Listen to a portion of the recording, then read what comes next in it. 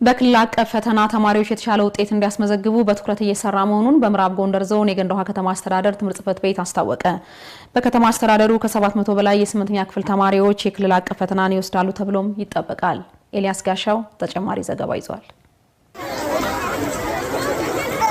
ተማሪ ሪያና መሐመድና መቅደስ ዋለልኝ በገንዳ ውሃ ከተማ የቁጥር 2 አንደኛ ደረጃ ትምህርት ቤት የ8ኛ ክፍል ተማሪዎች ናቸው። በቅርቡ የሚሰጠውን ክልል አቀፍ ፈተና ተማሪዎች ለመፈተን በቂ ዝግጅት አድርገዋል። ከጓደኞቻቸው ጋራ በጋራ በመረዳዳትና ቤተ መጻሕፍት ገብቶ በአግባቡ በመጠቀማቸው የተሻለ ውጤት ለማምጣት እንደሚያግዛቸው ነው ሐሳባቸውን የገለጹልን። የተለያዩ መጽሐፎችን በማንበብ ከትምህርት መጽሐፎች አጋዥ መጽሐፎች ሌሎች ኤክስትሪሞች አሉ እነዛን በማንበብ ላይብራሪ ላይ ያሉ መጽሐፎችን አሉ እነሱም እንጠቀማቸዋለን እና አሪፍ ነው ዝግጅታችን። አሁን ላይ ያለው ዝግጅት በቂ ነው። ተማሪዎች በአንድ ላይ በመሆን የተለያዩ በቀንም የተጠራራን ባዳርም ተመጣ አንድ ላይ በመሆን እኛ ያልገባን ሌሎች በማስረዳት እነሱም ለኛ በማስረዳት የተለያዩ ኮሙኒኬሽኖችን በማድረግ እየተረዳዳን ይገኛል። በዚህ መሰረት ከፍተኛ ውጤት ለማምጣት የተለያዩ ጥረቶችን እያደረግን ነው። በተለያዩ ጊዜ የነበሩ የፈተና ወረቀቶችን በመስራትና ከመደበኛ ክፍለ ጊዜ ውጭ ተማሪዎችን በመጥራት ተጨማሪ ዕውቀት እንዲያገኙ መደረጉን የገለጹት የቁጥር 2 አንደኛ ደረጃ ትምህርት ቤት የሂሳብ መምህር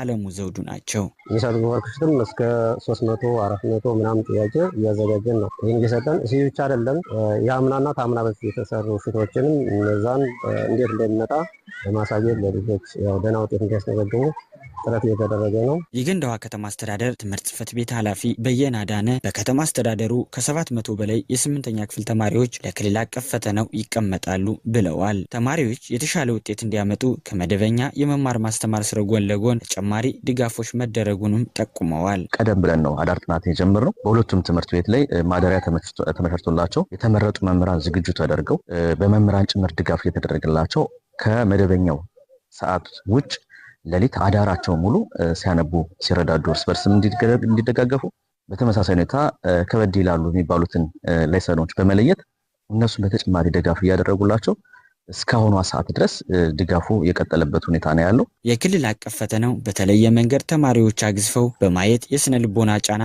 እንዳይፈጥርባቸው የግንዛቤ ፈጠራ ስራ መሰራቱንም አክለዋል። በተለይ የክልል አቀፍ ፈተና ሲባል ተማሪው በጣም ፍራስትሬት የማድረግ የሚወጣ ጥያቄ ተመሳሳይ ጥያቄ ከመሆኑ ጋር ተያይዞ ሁሉንም ያገናዘበ ዝቅተኛውንም ከፍተኛውንም መካከለኛውንም ተማሪ ያገናዘበ ስለሆነ የተለየ ነገር እንዳልሆነ በደንብ ተደጋጋሚ ጊዜ ተማሪዎችን የስነ ልቦና ምክሮች በስነ ልቦና ባለሙያዎች ጭምር ድጋፍ እያደረግን የቆየ ነው። በፈተና ወቅት ተማሪዎች እንዳይስተጓጎሉ ወላጆች በቂ እገዛ ማድረግ እንዳለባቸው ኃላፊው አሳስበዋል።